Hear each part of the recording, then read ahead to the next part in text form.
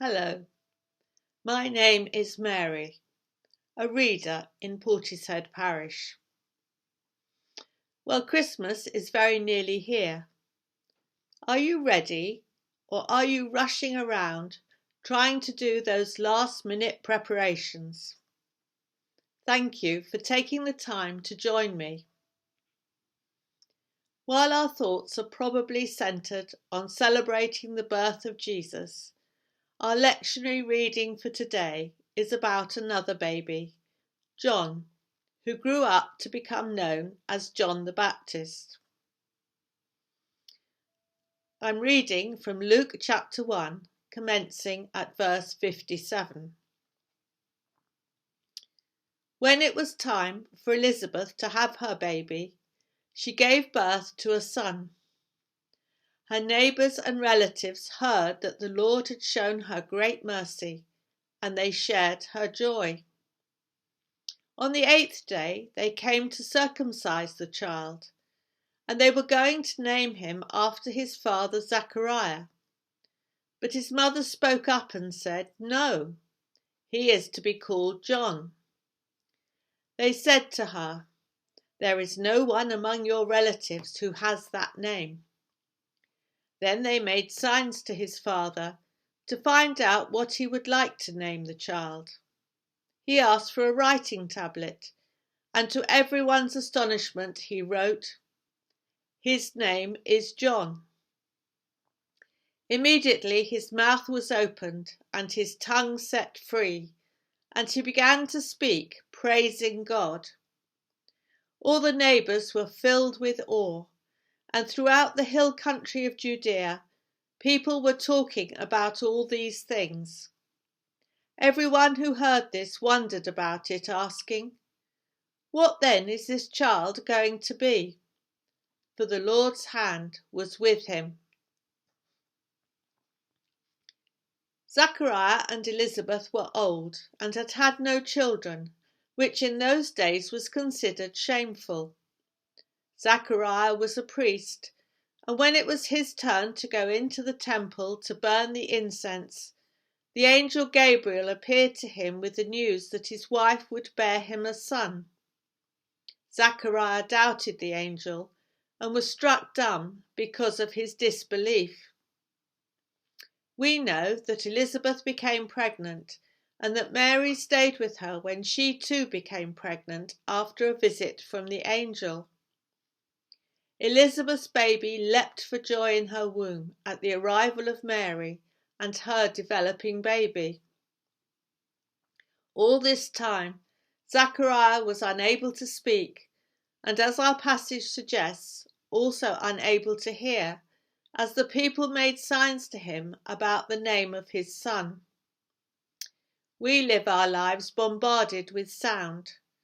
We can constantly be in touch with what is going on in the world, with all the technology at our fingertips. Some people are even afraid of silence, afraid to be left with their own thoughts. God can speak to us in the silence as we concentrate our hearts and minds on Him. Zachariah had plenty of time for reflection. As a Jew and a priest, he would have had a thorough knowledge of the scriptures, had seen and heard from the angel, and must have realised that God's promises were about to be fulfilled. During Elizabeth's pregnancy, his unbelief must have done an about turn with joyous acceptance of God's promise. Elizabeth spent 5 months in seclusion, but when her baby was born, friends and relatives came to celebrate the birth. We've learnt from the pandemic that we are made to be together and share in each other's joys and pains. Sharing faith, love and fellowship, however we can, is important for all of us and can send out a message to those around us to come and join in. The circumcision ceremony was very important to the Jews, as was family lines and names. It would have been expected that the baby would be called Zachariah after his father. To the amazement of all, Elizabeth was adamant that the baby's name was John, obeying God, not the present custom. Her husband confirmed this by writing on a tablet. Through obedience to God, Zachariah's tongue was loosed, and his first words were praise to God. With a baby in the household, his pattern of life was about to change, but he was prepared to be obedient to his Lord, break from usual patterns, and follow God's call. He predicted that his son would prepare the way for the Messiah and could see that the Old Testament prophecies were coming true. He knew God always keeps his promises. As we remember the birth of John and celebrate the birth of Jesus, let us remember that as the birth of a baby is a promise and hope for a new future, we can fully trust God's promises to us. Within the restrictions of COVID, let us remember that a kind word of congratulation or of consolation is seldom forgotten and can be a real blessing to those around us. After a life of shame being barren, Elizabeth experienced great joy of friends and relatives celebrating with her. Our wonderful God is certainly one of surprises. He chose an old woman to bear a son to herald the Messiah. He chose a young virgin to give birth to the Son of God, who was born in a stable, executed as a criminal, and rose again to redeem the world.